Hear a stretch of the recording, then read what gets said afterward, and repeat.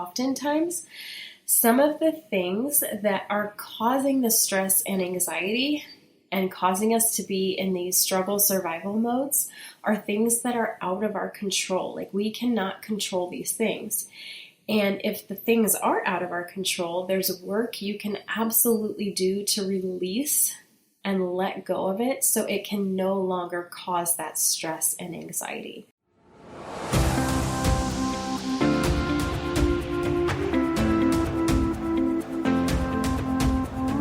You are listening to the Beyond the Classroom podcast, a podcast for burnt out teachers who know something's gotta give. After teaching for 14 years and feeling completely burned out for way too long, in May of 2022, I made a big decision and left the classroom.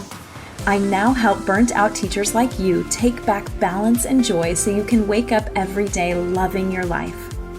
In this podcast, we'll explore who you are beyond the classroom, whether you're considering leaving or wanting to make changes so you can fall in love with teaching again. Either way, I understand what it's like to be living a life that looks fun and cute on the outside. You know, summer's off, playing all day, off at 2 o'clock every day, but actually feels miserable and draining.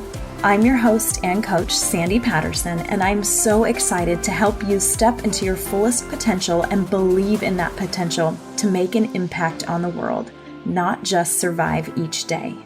Are you ready? Let's do this. To the Beyond the Classroom podcast. As always, I am so happy that you are here today. I'm just coming off a cold, so I might sound a little bit funny, but either way, so happy that you are here today. Today we're talking about thriving and surviving and even struggling in crisis mode. So a few weeks ago, I came across an interesting graphic on Facebook, and in this graphic, it shows kind of what it looks like to be in a thrive mode, in a survive mode, in a struggling mode, and then in crisis mode. So I'm going to do my best to describe this picture to you. In thriving mode, you're kind of feeling like, oh, I got this. It's calm. It's a calm space. It's steady. You're able to take things in stride. There's consistent performance happening. You're able to really focus and communicate effectively. And then you move over to surviving mode where you're kind of feeling like, something isn't quite right here. So this is where there's a lot of nervousness and sadness and increased mood fluctuations are happening. You have inconsistent performance. You're very easily overwhelmed or irritated. And it feels like an increased need in control and a lot of difficulty adjusting to little things that happen that maybe shouldn't, annoy you or bother you or come at you so hard. You can also feel this in your physical body as well, in that you sometimes have trouble sleeping or eating, or your sleep patterns are interrupted, a lot of tension, low energy, lots of headaches. And then if you move over to the struggling category, that's where you're feeling like, I cannot keep up with this. This is not sustainable. And this is persistent anxiety, anger, sadness, exhaustion, and poor performance, right? Because you can't concentrate. It's very difficult to make decisions. You're exhausted and fatigued. You have, again, physical body is showing the signs of this in that aches, pains, restless sleep. And then finally in crisis mode, which is I can't survive this. So this is a lot of panic attacks, a lot of, nightmares. You're unable to fall asleep. You have these intrusive thoughts. You're easily upset and careless mistakes, and just kind of feeling numb or lost and out of control. And you're starting to withdraw from relationships. So I found this graphic really interesting because I immediately thought about how this can relate to teaching and our job.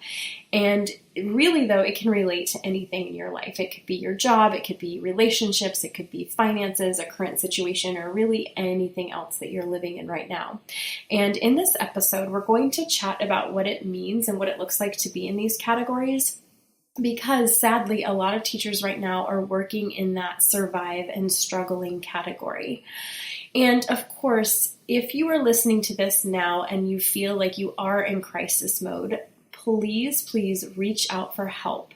The suicide prevention hotline number is linked in the show notes. The number is 988. And not that everyone in crisis mode is suicidal, but I just have to share that if you're feeling at the end of your rope, your feelings are 100% valid and you are loved and there is help available to you. So just know that that help is there and it's available to you. So I'm also here to tell you that no matter where you are right now, no matter where you fall on this spectrum, and no matter how you're feeling, whether you're loving teaching right now or you're miserable, it is all valid. And this space is a space to be honest with yourself and feel whatever you're feeling without any guilt or shame or anything attached. And I truly, truly mean that. I know that so many teachers right now are dealing with the guilt of how they're feeling because as teachers and moms and women, we are taught to just give, and not really ever truly take care of ourselves. So in this space, feel free to be honest with yourself and know that you are not alone in however you're feeling, and all of the feelings are absolutely okay. And I know how difficult it can be to admit how you're doing and how you are truly feeling. And admitting these feelings and realizing where on the spectrum you're operating is a really brave thing to do, because so many times I feel like we really try to just be okay. We say we're okay, I'm fine, everything's fine, but really we're not. So today we're going to make space to think about where you're at in any aspect of your life and discuss what you can do if you're in any one of these categories, right? So I think the goal for most teachers is to be in that thriving category, that first category where you're feeling good, you are rocking it, it's a good place to be, right? And many of us were there at one point in our teaching career, and we loved teaching, we loved the kids, we loved everything about teaching. I know I did for sure, but somehow, somewhere, things started to change, right? I have an episode on this, and I'll link that in the show notes too if you want to go back and listen to that as well. But definitely things have changed over the past 5, 10, even 2 years, right? And very, very few of the hundreds of teachers that I've talked to over the past few months have said that they are in that thriving category, which is so sad and so disheartening, because it shouldn't be like that. It shouldn't be like that. You should feel like you're thriving every day. And most teachers that I've worked with have told me that they're either in that survive or struggle category. They're sad, they're exhausted, they're really easily irritated, not sleeping, and just incredibly stressed out and not quite sure how to handle it anymore. So we're going to go into each of these modes, and then we're going to talk about some things that you can do to move back into that thrive mode. And if you are in thrive mode, yay, that is amazing. And I always suggest for teachers that are in thrive mode, in order to sustain and remain there, it is absolutely 100% essential to enforce boundaries. I cannot stress this enough. I also have another podcast episode on this that I'll link back in the show notes too. You can listen in on that. It's all about setting and enforcing boundaries. So lots of good stuff in those show notes today. But in order to continue thriving in teaching, especially with how hard it's gotten and how much is on your plate every day, you really want to make sure that you have those clear, enforced boundaries around work, so you can sustain and stay there and continue to enjoy teaching, continue to enjoy the students, continue to enjoy exactly what you signed on to do, which is to teach, right? Now, what can you do if you're in that survival or struggling mode? So this is where the majority of the women that I work with are operating.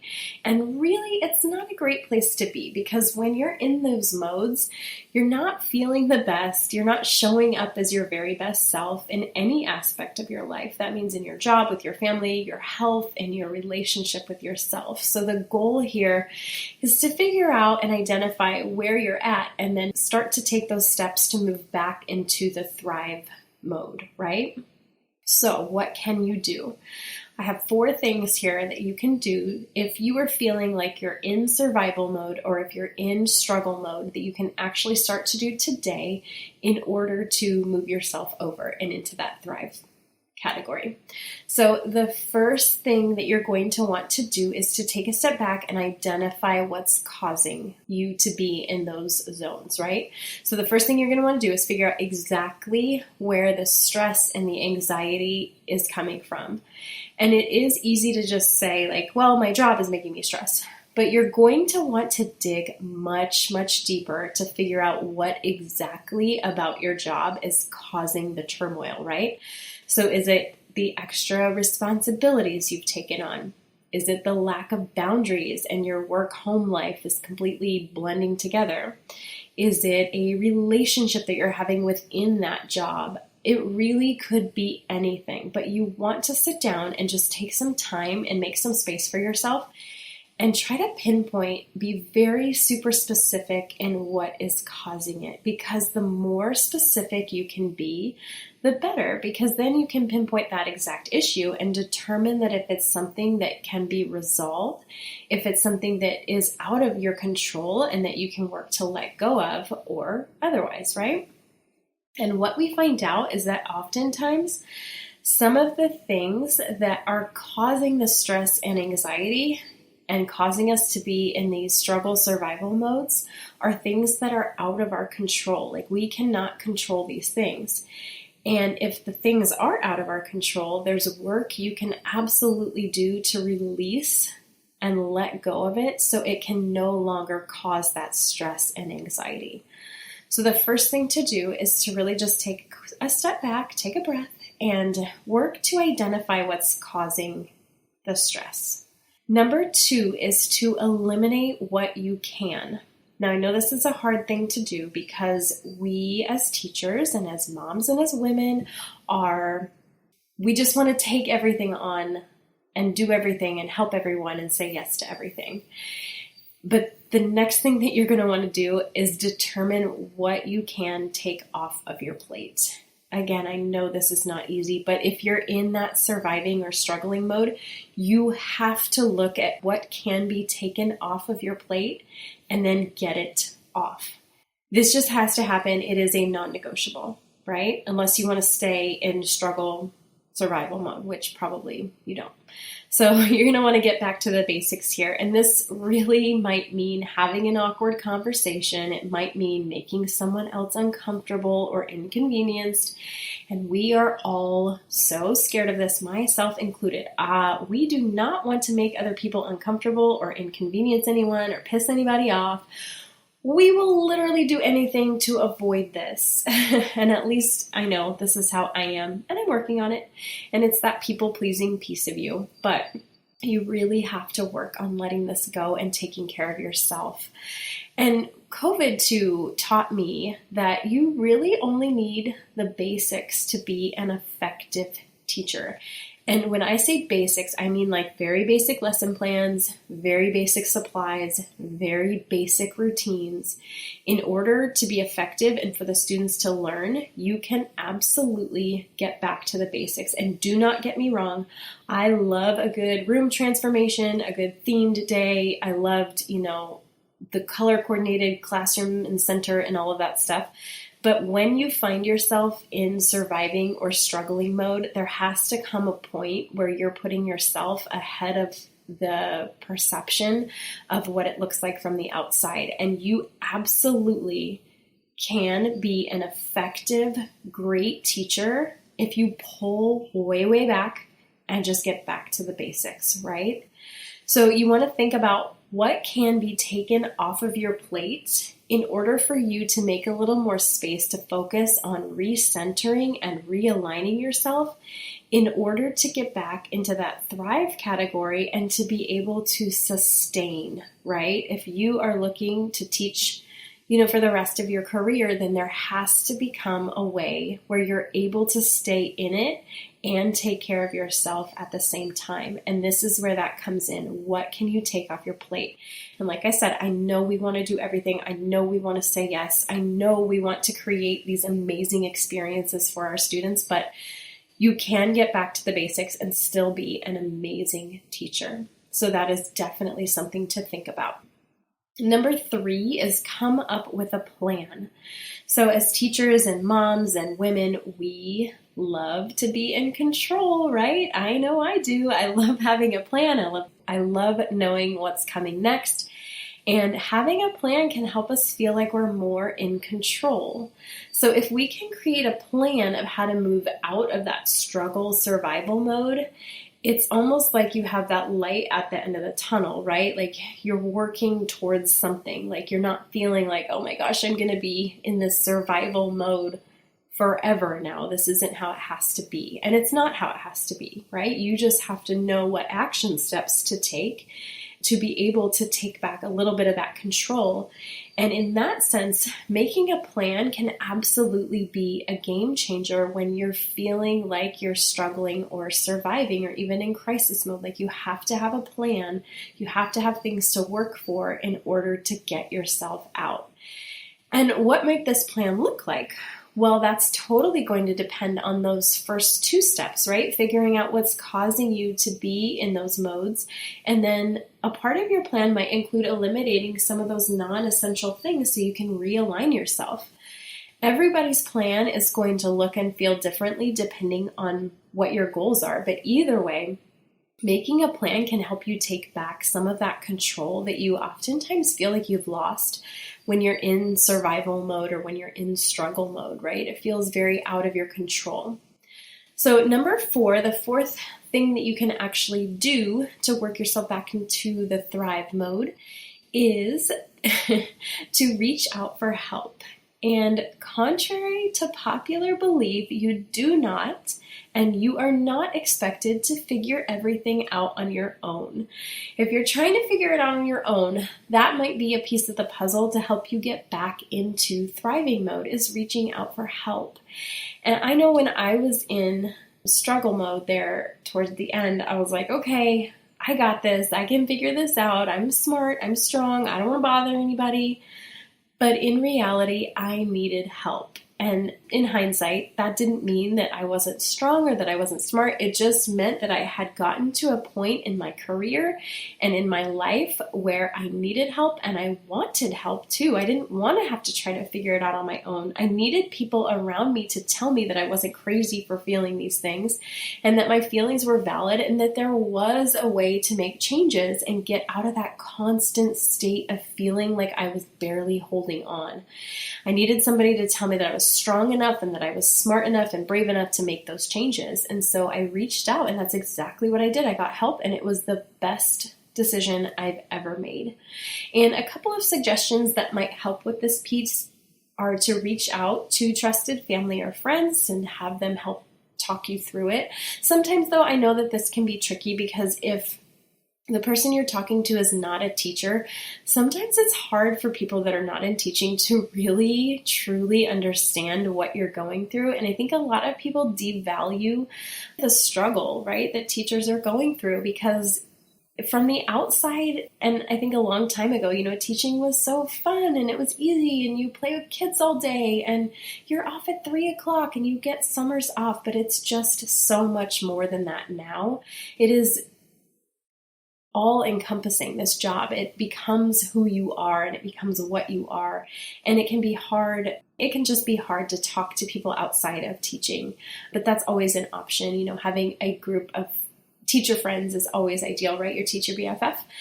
Of course, I'm always here I've been right where you are, no matter where you're feeling. I've been on this entire spectrum of feelings. I understand 100% what you are going through. And I always love to chat with you about that. So we have talked about things you can do. We named 4 things that you can do if you're feeling like you're in struggle or survival or crisis mode to start to move over to the other side to get out of that. So now let's chat about the things you need to be. And this is always a more difficult thing to think about and to talk about and to admit, because really we think we're perfect, right? And we're doing everything right. And all of these things that are happening are just happening to us. And then it's not our fault. And trust me, I've been there too. But in reality, who do you need to be in order to move yourself out of this slump that you're feeling in if you're in struggling or surviving mode? Because you do have the power.